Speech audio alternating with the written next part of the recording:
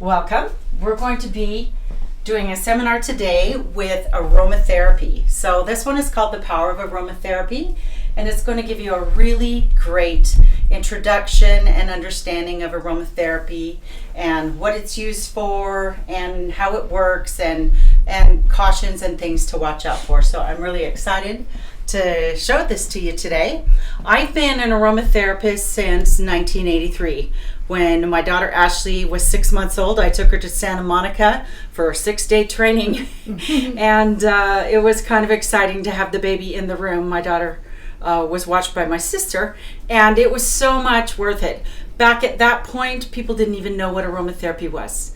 And now you can buy it at, well, supposedly buy it at Walgreens, Walmart. But not everything that's called aromatherapy has any therapeutic value. So we'll be going through that. So I'm just going to step around to my place here, and I put together a PowerPoint. Hopefully it won't feel like death by PowerPoint, but there's so much information to cover, and I don't want to talk too much because those of you who know me, I can do that. So super dry this morning, don't know what that's about. Okay, so the power of aromatherapy, we're going to be covering everyday aromatherapy to increase your health and well-being, create your mood, and enhance your beauty. And so as we go through this, I will be showing you what the essential oils do, what you use them for, what their properties are, how you use them in skincare, hair care, and also perfumery, which was tremendous amount of information to gather. So I hope you really enjoy this. So we have to do the disclaimer. This information is designed for blending perfumes and for aesthetical purposes only, and not intended to be used for replacing medical treatment or for medical diagnostic purposes, nor is it intended to be a substitute for traditional medical care. Please consult your physician for any medical problems that you may have. And no claim is made as to the effectiveness of the essential oils for treating specific conditions. And the remedies contained herein are from herbal texts and scientific studies and research. That being said, we will learn a little bit further in the presentation.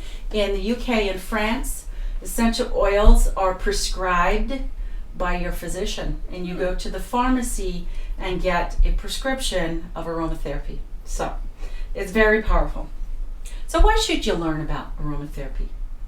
If I could show you how to access powerful substances that have extremely potent antibacterial, antiviral, antiseptic, and immune strengthening properties without the side effects common with prescription drugs, would you be interested? Would you like to learn how to strengthen your bodies to activate its own natural healing responses that deal with environmental diseases, pathogens, or internal balances? I was introduced to aromatherapy in a seated massage class back in 1991. And they did a scalp treatment with aromatherapy. At that point, they were using Aveda products, which I really like. And I was so intrigued by that I started buying books. And then I found the very first certification classes. So in 1992, I took a home study course, and then I went to Santa Monica and studied with two prominent aromatherapists. One was Marcel Lavab, and he is a Frenchman, and his family were lavender distillers for about 5 generations in France. Wow. Very knowledgeable. And the other was Michael Scholes, and he's from the UK. And it was really interesting trying to understand these men. Both had very heavy accent. One was French and one was like Cockney. And we studied chemistry. So it was really interesting. So these are some reasons to love aromatherapy. It reduces stress, reduces fatigue, can increase alertness and concentration. It reduces pain and spasm, and it improves your immune response. It increases relaxation and calmness, changes perceptions and feelings, improves sleep and wake patterns. It helps reduce excess water retention, something I'm always happy about. It increases creativity and imagination, and improves mood and emotional balance. It can change your psychological and physical states, increase awareness of self and emotions, reduces depression, anxiety, and mood swings. It stimulates the body's natural healing response. It increases self-esteem and feelings of well-being. And it increases your athletic performance and endurance. Some really impressive studies with that. Aromatherapy stimulates your body's natural healing responses, and I think that that's the most important thing that aromatherapy does. If that's all you remember that. So it has potent and powerful properties that protect you in first aid applications, therapeutic remedies, and for skincare. I've seen some amazing studies for wound care, even ones that were filled with MRSA. So all essential oils are antiseptic. Some are also antiviral, antibacterial, and antifungal. Aromatherapy can help in virtually every health situation except broken bones and tears in soft tissue. But it can even help with the speed of healing of wounds and broken nerve endings. So this is really important. I don't know if you're aware of it or not, but we have some epidemics going on right now. Some of that is because parents are choosing not to immunize their children. Mm-hmm. Some of it's because we have a global economy. People are coming in from other countries that don't have the immunizations, and they have illnesses that they're bringing. So essential oils are crucial in helping us to stay well. And they have very strong antibacterial, antiseptic, and antiviral properties. And this is important. Essential oils in the plant adapt to the environment, so they're changing all the time. So this is how aromatherapy stacks up versus antibiotics. Antibiotics kill everything. And sometimes there are bacteria in our bodies that we need. So essential oils are extremely effective against antibiotic-resistant bacteria. Why would that be? Because essential oils vary from year to year based on where the plant is grown, changes in the temperature, rainfall, and environmental influences such as disease and pests. The essential oil is constantly changing and adapting. On the other hand, antibiotics are made to be completely standard, which allows the bacteria to adapt and become resistant very quickly. I don't know if you're aware, but we also have a MRSA. You could call it a plague. We have more people die from MRSA than HIV. That's kind of shocking. And this is the antibiotic-resistant MRSA is why it's been able to spread and grow so rapidly. Also, tuberculosis is a huge problem now. It used to be they quarantined for tuberculosis, and that is no longer politically correct. You can get tuberculosis on an airplane from the recirculated air. I never travel without essential oils. Put them right under my nose, and I turn down the air so it's not blowing right on me. Okay, so now I'm going to give you a brief history of aromatherapy. So plants used for medicinal purposes or therapeutic purposes have been around for centuries. And historically, ancient cultures have used the essential oils and aromatic plants in healing their bodies and in skincare and perfumery. Particularly the Egyptians were really into that, and in the religion and cultural ceremonies.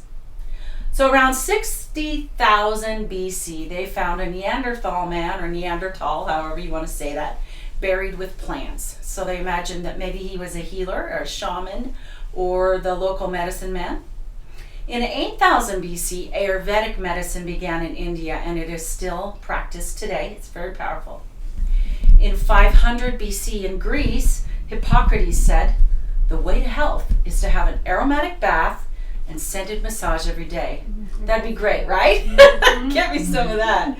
But this helped the Greeks to fight the plague. Whereas in Europe, they were being sewn into their clothing in the winter and very seldom took baths because they felt that being naked was evil. Yeah, so it was a lot of stench and a lot of disease going on. So the Bible mentions medicinal plants. We find frankincense, myrrh, spikenard, pine, myrtle, hyssop, and cedarwood all mentioned in the Bible.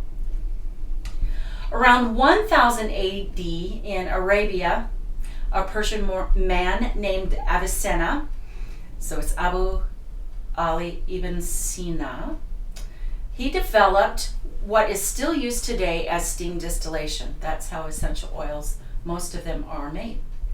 And he wrote a 14-volume work, so a very extensive study. I'll let you kind of imagine how that is pronounced, but it's called the Canon of Medicine.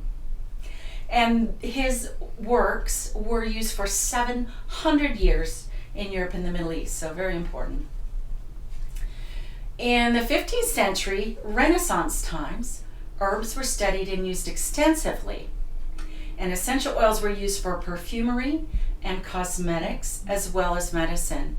So anciently, perfumes were always made from essential oils. Currently, they are rarely made from essential oils. They're made from chemical scents that are synthetic and that cause health problems such as headaches, asthma, respiratory illness. And so also in the Renaissance time, they used string herbs like rosemary and sage, and they throw them on the floor to reduce pests, and they believe that that would also help to ward off evil spirits. So now, you may have heard the story of the 4 Thieves. There's a prominent essential oil company that has an essential oil blend called Thieves. Mm-hmm. So this is the story. There were 4 robbers. They were bad guys. And they would go in and strangle plague victims as they were dying and rob them, loot them, and they were eventually caught. And they were forced to reveal the secret of how they were able to go in and be exposed to plague every day and not get it. Well, their secret was they were perfumers. And they had a special knowledge of all of the plants, the aromatic plants and essential oils. And so what they did was they made an infusion with these medicinal plants. They soaked them in vinegar. They put them in a cloth that they could see through, wrapped it around their heads, and they were good to go. So they were forced to reveal their secret in order to be hung instead of burned at the stake. There you go. So that's the story of the 4 Thieves. So aromatherapy, what we call today, was coined in 1928 by a man named René Marie Gattefoss. And he was a French chemist. And he called the science of using plant essential oils aromatherapy. So that's what is known as today.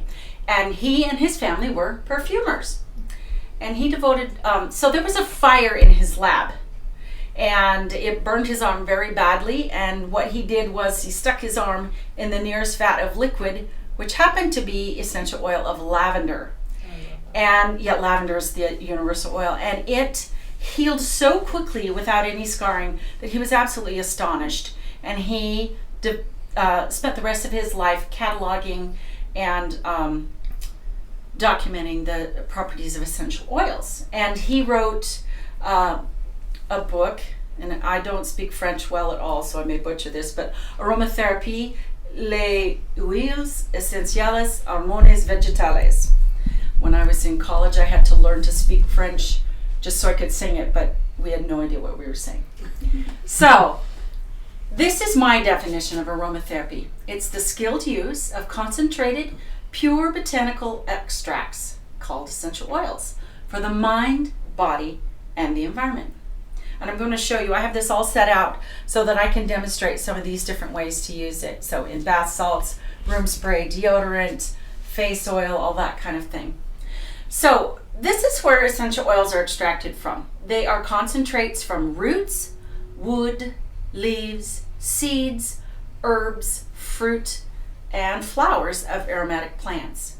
This is very important. Unless it's derived from just one plant, with no chemical or synthetic additives, it's not an essential oil. And the reason I mention that is I was in Home Goods, and I went to the back and they had essential oils set out, and they were a set, little tiny ones, but really, really cheap. Mm-hmm. And I thought, well, that's interesting, because there's no way they could have those essential oils in there and have that price. So I looked on the back. They'd cut it with jojoba, so it was in a carrier, which is good, but you have to know that it's already diluted. And then they had, their cedar wood also had a whole bunch of other things in it. And their lavender had 3 or 4 other things in it. So you really have to be an informed consumer.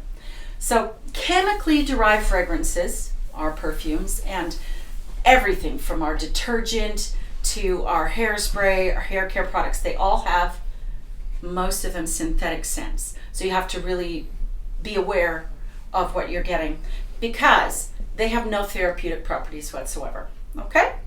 So essential oils do. This is how aromatherapy works. As I mentioned before, all essential oils are antiseptic, meaning that they kill bacteria and germs.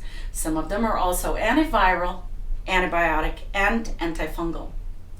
Essential oils are basically the plant's immune system and how it adapts to the environment. So it has a very powerful effect on our immune system. And some of the essential oils are the plant's hormones. So there's phytoestrogens, like in geranium and lavender. And so you have to watch for those if you're pregnant. You don't want to use those in the beginning of pregnancy because it affects the hormones. But they've got some really exciting research, like in testosterone. Clary sage is excellent for testosterone. And the pharmaceutical companies have tried to buy up all of the clary sage farms so that they could control that, and then they could charge you hundreds of dollars for your prescription to boost your testosterone or help with ED. Okay, so some essential oils act on the nervous system, lungs, digestive system, and other body systems. Essential oils are highly fragrant and they evaporate easily, so that's called being volatile. So this is how concentrated they are. It takes 5,000 pounds of red rose petals, which are picked just after the morning dew when the fragrance is at its peak, to make 1 pound of essential oil of rose. And it's actually called an absolute. And it takes 350 rose buds to make 1 drop of rose essential oil. And the finest roses are grown in Bulgaria. Mm-hmm. So you can imagine this is a pretty expensive oil. Yeah. So a lot of the flower oils are, they have to use a lot more plant material to get the essential oils. So they're used more for the subtle things emotionally, and so you don't have to use as much of them. And it takes 1,000 pounds of chamomile to produce just 1 pound of chamomile essential oil. I want to talk a little bit about the kinds of extractions. So technically, essential oils are always steam distilled, but there are other essential oils that are extracted in other ways that have the same, that have therapeutic value. So they are called absolutes if they're chemically extracted with a solvent. This is another fact. It takes 5,000 jasmine flowers to make 1 pound of jasmine absolute. I'll talk a little bit about the process that takes to get those, because the flowers are so delicate that they can't be steam distilled. So the flowers are immersed in hexane, and then it's gently heated, and next they're vacuum distilled and treated with alcohol, and then we get the jasmine absolute, which is a fantastic oil if you really want to treat yourself. Jasmine. All right, this is a newer technique called supercritical carbon dioxide, and it's basically the newest method of extracting essential oils, and it's non-toxic. So it's a pretty expensive process, but it yields an oil that's really similar to the original plant, and that's because they don't have to heat it. So pressure is applied to CO2 gas, and that turns into a liquid, and then that's used as a solvent to extract the essential oils. And as I mentioned, because there's no heat involved, you retain more of the therapeutic properties. And in the steam distillation, some of the therapeutic properties are lost, but there's still enough left that we get some real benefit from that. So essential oil distilled from carbon dioxide process is not considered a true essential oil, but it's kind of like an absolute. Nevertheless, there are great therapeutic value to those essential oils. So there are other types of extraction. Some of the essential oils are much too thick, and they come from the gums and resins of trees and shrubs, such as myrrh, frankincense, benzoin, and even vanilla. So they're very, very thick, very viscous, and they are used to hold a blend together. They're usually base notes. And these resins are dissolved in alcohol and then removed by vacuum extraction to create the resinoid. So in the next segment, when we do Healthy and Happy for the holidays, I'll be handing them around and we will get to smell some frankincense. So when you peel an orange, you feel that kind of sticky stuff on your hand.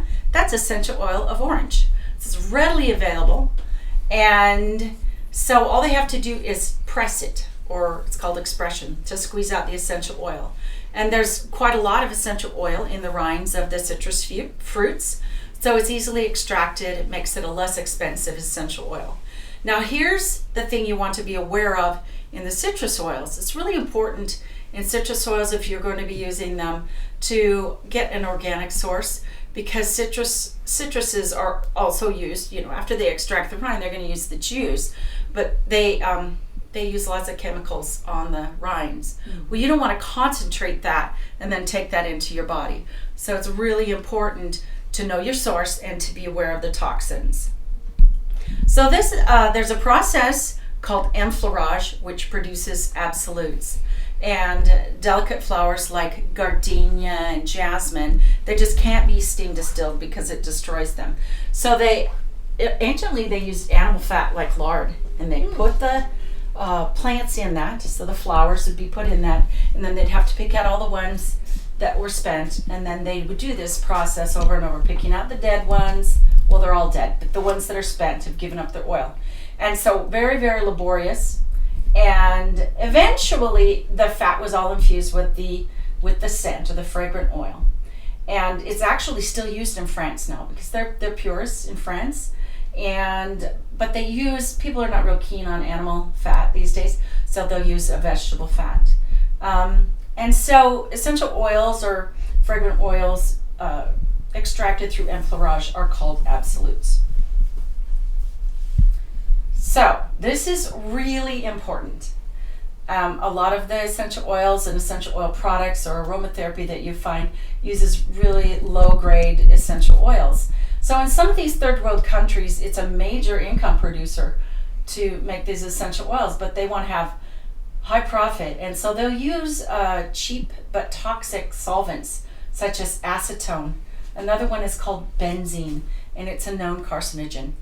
So again, you really need to know who your supplier is and be with a reputable company or dealer that is aware of making sure that you get the therapeutic value and nothing toxic. So how are essential oils used? Internationally, they're used very different than we use them here in America. When I studied with these two men, they talked about, as I mentioned before, that everybody in the UK and France knows what essential oils are in aromatherapy, and they're very much regarded as they're used in medicine. So we use them, of course, here. They're not regulated by the FDA, the Food and Drug Administration, and I think that's good, because then they would take them away from us and they'd be considered a drug and we wouldn't have access to them. So I'm going to be talking a little bit more about that, because I have a real passionate stance on that. We don't want these essential oils to be taken away from us by using them irresponsibly. Currently there are a couple of essential oil companies that are really big that are under investigation by the FDA because they are advocating internal use and undiluted use of essential oils, and that just makes me upset. So in the UK and other areas, they are used to make prescriptions, and they're prescribed by the doctors. So in America, aromatherapy came here first in skincare, hair care, of course perfumery, in the more quality perfumes, and then in massage. Massage therapists have used essential oils in their lotions and oils for decades. But as Americans, because we have less knowledge of it, we're sold a lot of products that are definitely not aromatherapy because they're synthetic scents, or they're cut. They might have a little bit of essential oil and then they're cut with a chemical that smells like it. So it's only therapeutic if it's completely from a plant. So there's the synthetic chemicals that smell a lot like the essential oils, and they're usually cheaper to make. But here's the problem. If it's not 100% from a plant, then it's not aromatherapy. And any synthetic substance can have negative effects, like we mentioned, respiratory, asthma, headaches. This is astounding to me. In America, it is legal to call a product pure and natural if it has only 5% of the total containing a natural substance. It's pretty outrageous. Yeah, 5%. So even if a product does use 5% of a natural substance, when you separate out the different properties, then they have less value.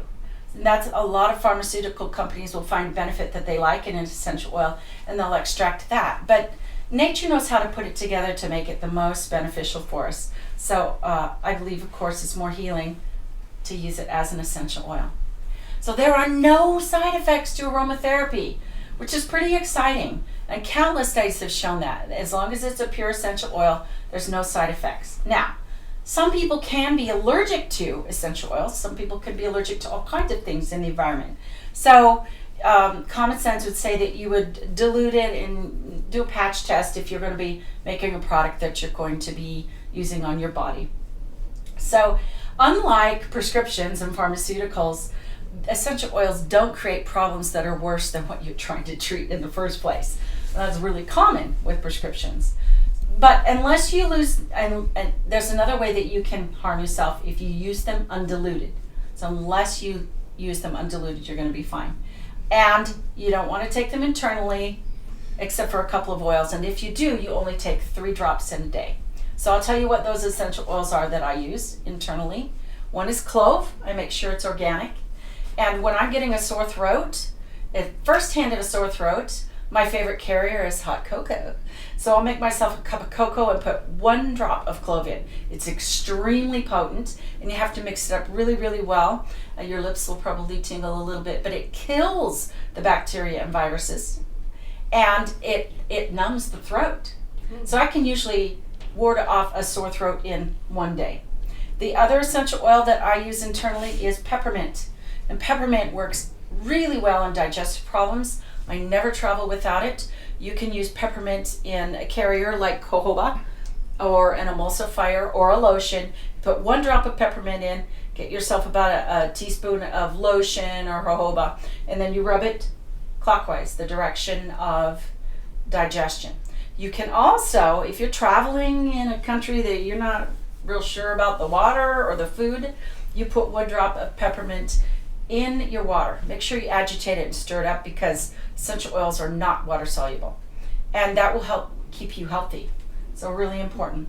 But other than that, it's really irresponsible to use essential oils internally, and you don't need to.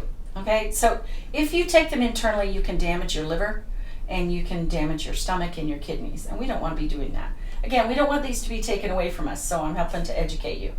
So this is how powerful aromatherapy is. Just 1 drop can do amazing things. 1 drop of peppermint rubbed on the back of the head right here can relieve a headache in minutes. 1 drop of peppermint also cuts through and clears emotional blocks, and it's energizing and revitalizing to the nervous system. And I mentioned that a drop of peppermint in a glass of water kills bacteria, viruses, and aids in digestion. I also read some very impressive studies how 1 drop of lavender in water will enhance or increase every marker of athletic performance. Pretty impressive. And that's covered in the next Power of Aromatherapy 2, which we'll schedule sometime. 1 drop of lavender rubbed on the chest or beneath the nose will open up the lungs and sinuses. I have asthma, and I keep lavender with me and eucalyptus, because I can keep from using my inhaler if I use lavender or eucalyptus. So that's important to me. 1 drop of tea tree rubbed on the gums can heal an abscess or bleeding gums. How many are familiar with the smell of tea tree? My least favorite smell in aromatherapy, but it's incredibly beneficial. So I like to put tea tree with spearmint or lemon, kind of cuts the really harsh smell down. 1 drop of clove will numb the pain of a toothache and help kill bacteria. In India, it's used to treat dental caries. So a drop of clove, I talked about that, added to cocoa will kill the bacteria and ease the pain of a sore throat. And 1 drop of rose or jasmine worn in the hair or on the neck can totally change your mood. And the reason we put them there is so that we can smell it, but also there's a little heat, so you're a natural diffuser. All right, so aromatherapy in the brain works pretty impressively. There is a place in the brain called the amygdala, and it stores our emotional records and memories. and it is not stimulated by sound vibration. In other words, it doesn't respond to talk. So if you want to access areas in your brain that are not responsive to talk therapy, aromatherapy is really powerful for that. So you can use it to change your emotions and help access places that have been kind of stubborn and resistant to resolution. So aromatherapy has strong benefits that are not found through talk therapy because of the way that the brain works on the emotional centers in the brain. Okay, so it's really powerful, changing moods and emotions naturally. As we go through it, I will talk a lot about the emotional properties. And the reason for that is that was my primary research. Is I've had a lot of trauma in my life, and I have met countless people over the last 30 years in massage, and they all come with trauma issues, and so choosing the right essential oil for them is really helpful. So we've all had that experience of smelling something that just takes us back in memory. You know, maybe it's cookies baking and there's cinnamon in them, or you smell a cologne, it reminds you of an old friend or lover. And that's because it, again, goes into the brain and triggers our memory centers. And this is how it makes a really strong tie to our emotion. And so we can dial in the emotion we want to be experiencing. We can counteract emotions that are negative or disempowering for us and create ones that we want. So this is really important, and this is kind of insider information. You'll see books and they'll put all kinds of essential oils together for their properties, and they haven't taken into account how it affects the nervous system. Is it a stimulant or is it sedative to the nervous system? Do you want to use all stimulants or all sedative or sedative essential oils so that they increase and have synergy together instead of canceling each other out? So there are 2 essential oils that are balancers. So they can either be stimulating or sedating depending on what your body needs. And they are lavender and geranium. And as I mentioned, some essential oils will actually help counteract emotions. So stress, we all have it. And it is linked to 90% of all illness and disease. That is a very high number. So plants produce more essential oils under stress. So if it's really cold or there's fires or other environmental stresses, the plants produce more immune system or more essential oils because that's part of their immune system. So by using essential oils, we can boost our own immune system and reduce stress. And this is a really great way to help your body in so many ways. And all you have to do is smell it.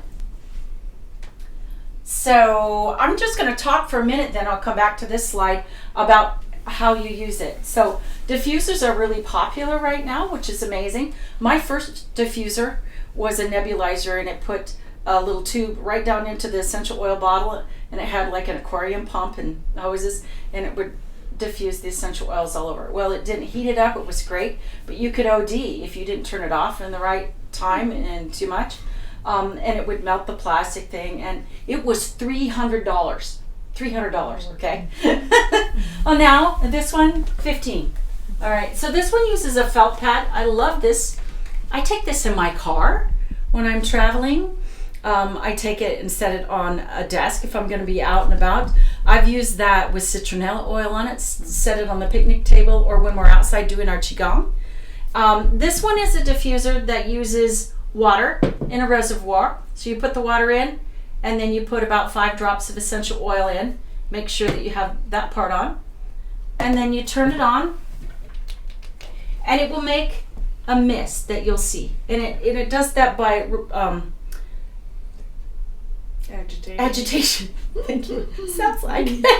So you can see that. This doesn't have any essential oils in it yet. Later we'll put some of my my fir essential oil blend. This is a diffuser of sorts.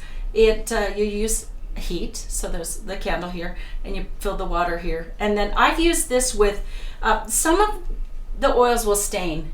Okay, so I don't use the ones like frankincense, myrrh, sandalwood, benzoin, any of those really thick resinous ones in this, because it will gum it up and it will mess up the nebulizer. So I put them in here, and you can see that that's stained the bowl there. But I thought that's kind of artistic, lovely. Yes, yeah. But be aware that as you heat it up, it's going to reduce a little bit of the therapeutic value.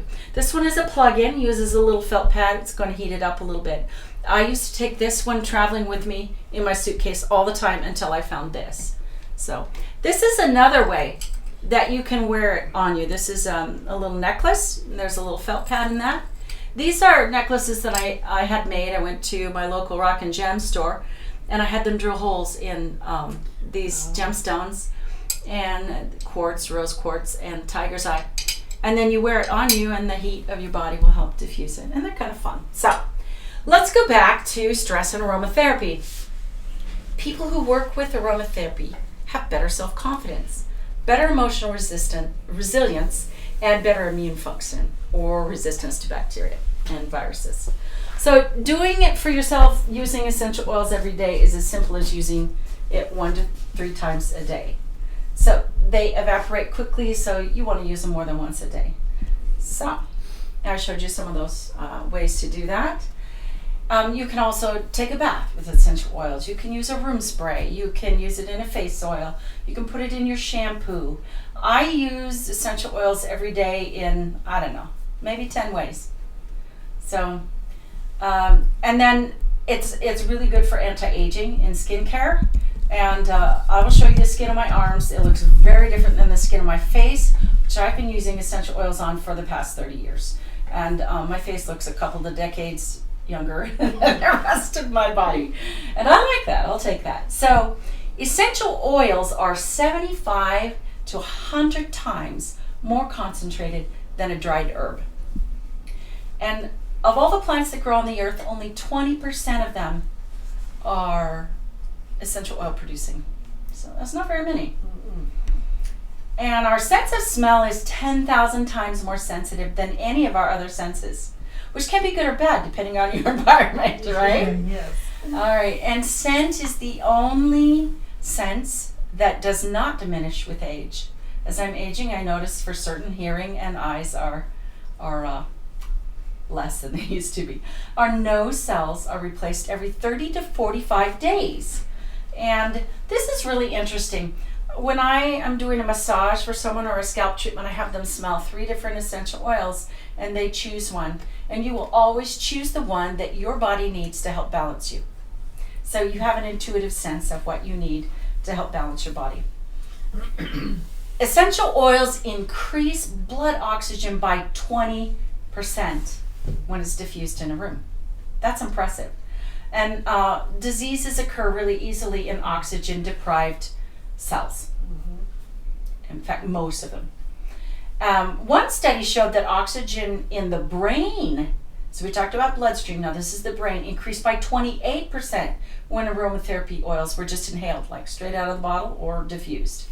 And this was a study done in conjunction with aromatherapy applications for people with ADD and Alzheimer's. Lots and lots of studies being done that you can find on .gov websites now. This is pretty impressive. So here are a couple of studies that were done. Diffusing lemon essential oil in the air in the workplace had a 20% decrease in keyboarding errors for data entry. That study was done in Japan. Essential oils start working in 1 to 2 minutes. Whether they're inhaled, they go in through the lungs and circulate through the bloodstream, or topically applied on the skin, they're absorbed through the skin and go into the bloodstream. And literally you can cure headache in 1 to 2 minutes with the right essential oils. You can also use them on your feet in the reflex points, and they are often more effective on the reflex points than applying them over the organ or area of the body that you're looking to affect. So pain is often caused by a lack of oxygen in the tissue, and essential oils, again, increase oxygen in the tissue to alleviate that. So it has good application for sports injuries and any other kind of injury. And they'll help stimulate broken nerve endings when they're torn or cut. And that's really important for injuries and also post-surgery, because anytime you have surgery, they're going to cut lymph nodes or lymph vessels and also nerve endings. So you want them to heal Well, I didn't know about aromatherapy. It wasn't even available when I had knee surgery. And I have areas on my knee that are numb because the nerve endings didn't heal properly. Studies have proven that clove and cinnamon are 10,000 times more effective against staph than tetracycline antibiotic. How many have been prescribed tetracycline? Tetracycline, yeah. That's a really popular antibiotic. They are also very antiviral. They are skin irritants as well, so you don't use them necessarily on the skin. They're better to breathe. Lavender and peppermint work to heal burns rapidly. We talked about Gata Foss and his experience. Peppermint's a little harsher on a burn. I tend to like the lavender. So let's talk about synergy. That means that each individual component, when it's combined together, increases the energy, and that it works also with essential oils. Only if you combine similar, whether so the sedative or the stimulating oils. So that's something that will be broken down for you, so you can see what oils are calming and which are stimulating. And as we mentioned, just wearing one drop will make profound changes. So essential oils treat the whole person. It's being absorbed through the whole body. They work on the physical body. They help with healing. They fight infections. They can reduce inflammation. And they work in skincare to preserve the skin and help keep it youthful and young looking. The Egyptians used essential oils extensively in the mummification process, and it has preserved those mummies for thousands of years. So obviously, using essential oils helps preserve the skin. So in my face oil, I use the ones that were that they used. I use frankincense, myrrh, sandalwood, and I put blue chamomile in my face oil because I tend to get real ruddy complexion, red, and it works as an anti-inflammatory. I use it in jojoba oil, and that is my moisturizer. Jojoba is as close as we get to the skin's natural oil called sebum. Yeah. So they did some studies on aromatherapy for increasing concentration, and they talked about vetiver as being 100%, there it is, 100% effective in enhancing the concentration levels of people with ADD. It's very strong. It's a deep resinous oil. It smells like dirt or very woodsy, smoky. By itself, it's like, what? Very smoky. Yes, but you put that with some fur or some flowers, and it's really nice. It is used very extensively in men's cologne. Vetiver is used not only for concentration, but is excellent for abuse issues. So if you're healing abuse issues, you would use this with something a little lighter in a blend. This holds things together. It's a base note or a fixative. That is vetiver. So students studying for tests, this is a way to increase your memory retention. When you're studying for a test, you can use an essential oil that helps stimulate the mental concentration, like basil, juniper, rosemary, peppermint, and ginger. And all of these oils are stimulating the nervous system, help keep you awake. And then, so you'd use them while you're studying, and then you take it with you to the test, and you smell it before the test, and that helps with memory recall in a different area of the brain. How exciting is that? Yeah. So you can use that if you're going to have a special occasion and you really want to kind of set that memory in. Use an essential oil for that occasion, and then you can give it as a gift later and help recall those memories. It's really nice during the holidays to do that.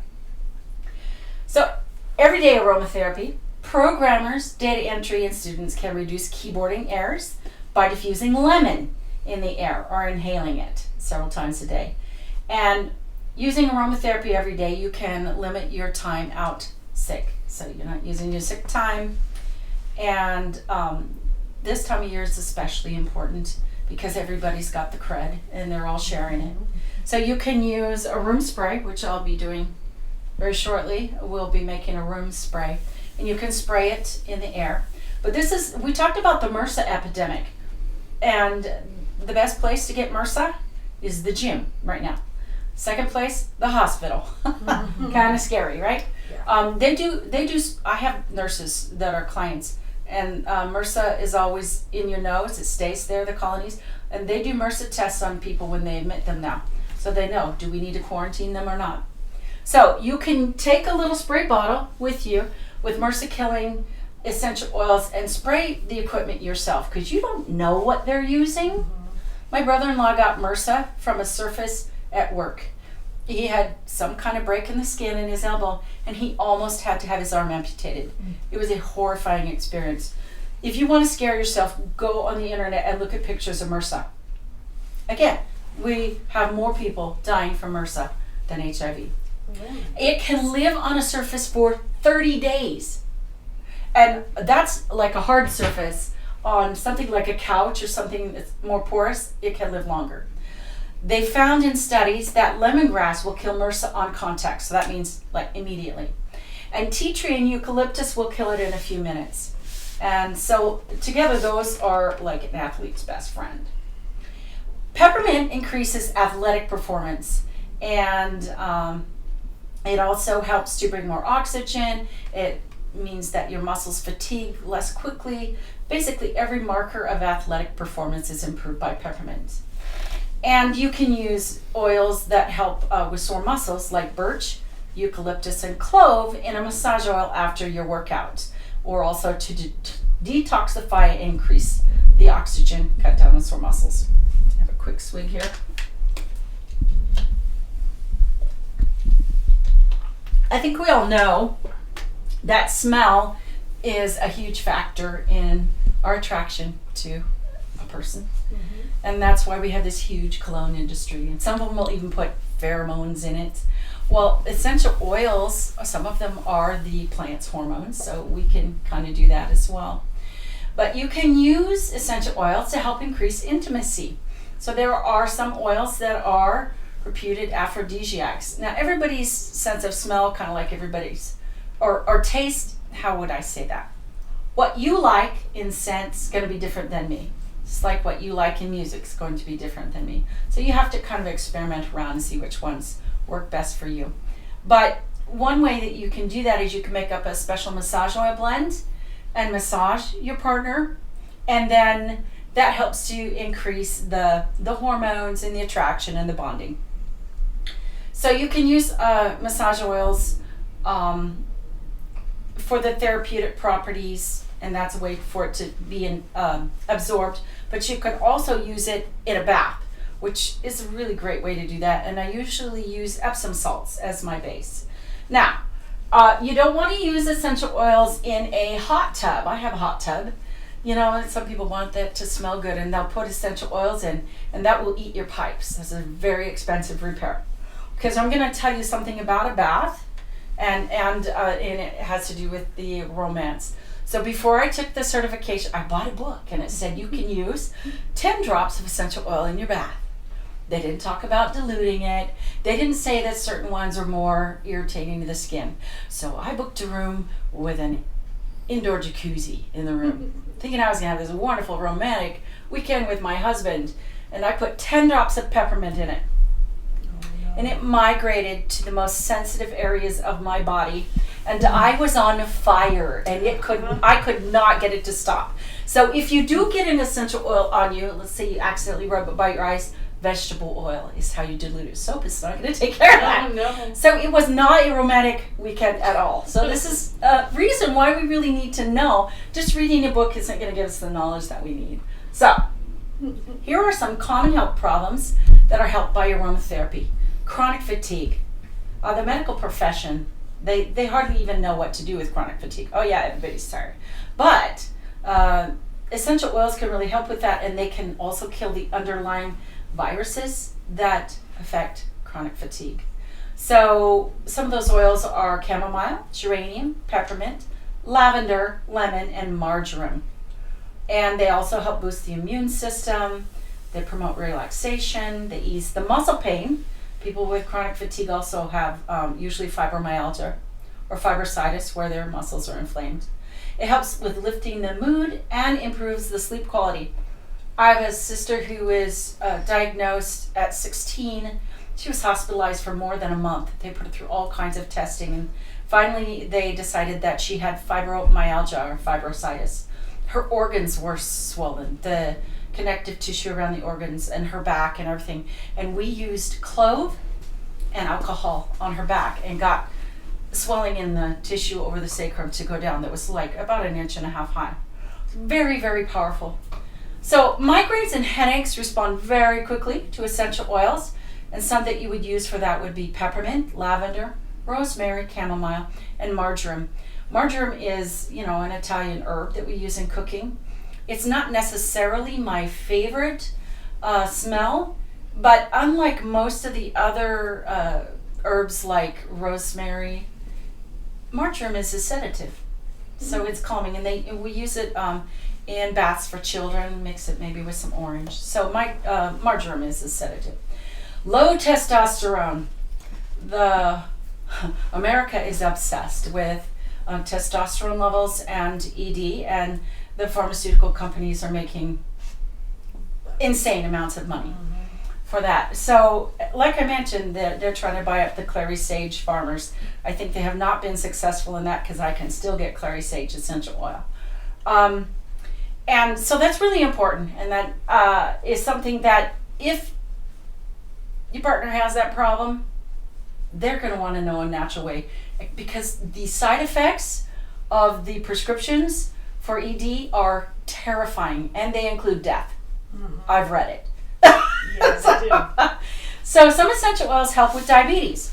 Clary sage, eucalyptus, clove, and geranium. And so that's something, if you're on a diabetic medication, you want to be aware of, that some do affect that, so you may have to adjust your medication. Aromatherapy is extremely helpful for anxiety.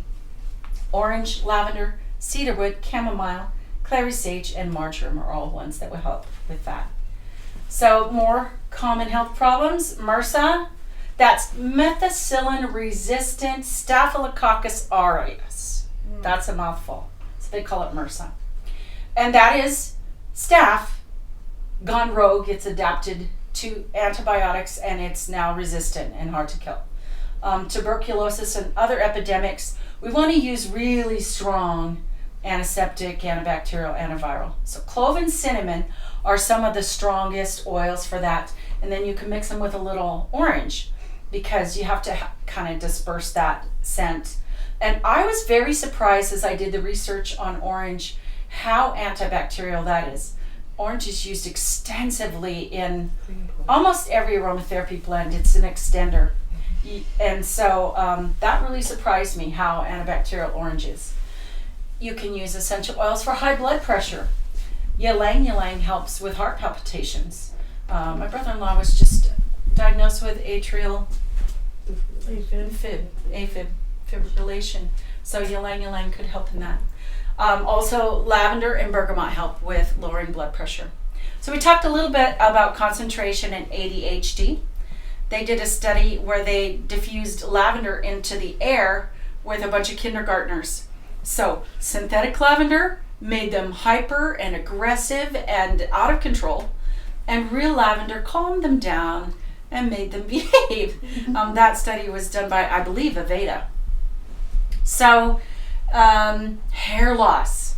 Now I'm noticing that my hair is starting to fall out. I used to have enough hair for 4 people, and no, it's not anymore. So I'm going to make myself hair oil with ylang ylang. Ylang ylang, that's how you say that, like yellow, ylang ylang. It means flower, flowers. It is actually recognized by the FDA as for hair growth. Also cedarwood. And cedarwood also has the effect of being anti-fungal, so it'll help with dandruff. If you have insomnia, and I tend to have insomnia when I'm thinking or problem solving, you can use chamomile, lavender, or marjoram, and you can just put a drop on the edges of the pillowcase so that you don't contact it with your eye, but you can smell that. I made my grandsons aromatherapy pillowcases. They had a little pocket. They could put a cotton ball with a drop of essential oil in it, so that they can't play with it, but they get that benefit. And weight loss, there's some incredibly impressive studies done on weight loss with essential oils, particularly the citruses. But you could also use eucalyptus, cedarwood, lemon, and cypress. So now we're going to talk about blending, because that's what sets this seminar apart from others that you may hear. They're actually really hard to find. I still have a hard time finding any seminars and that kind of thing. You can get books, but you want to know how to blend. I want to set you free so that you can make your own blends, so that you don't have to go buy a blend from a company that has network marketing that charges you 5 times as much for your essential oils, which are already expensive as they are because they're concentrated. So you can make your own blends based on what you need. So you again need to know which are stimulating, which are sedating, and a good blend, we know this from perfumery, will have a base note like that vetiver, obviously very deep resonance. You can smell that and know, yeah, that's a base note. Whereas if you think of peppermint, what's peppermint? Would that be a top note, middle note? Right, Top. high, top, yeah. It can be considered a middle note. And then like orange is one that holds it all together. It's a middle note. Geranium is a middle to top note. Most of the flowers are top notes. Okay, so this is just the scientific validation for the things that I talked to you about. And so I actually have a transcript of this presentation that you can purchase on the data stick. And it talks about where these studies came from.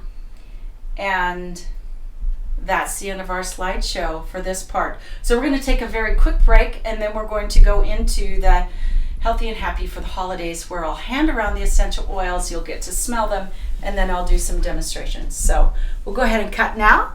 Thank you for joining us for the Power of Aromatherapy.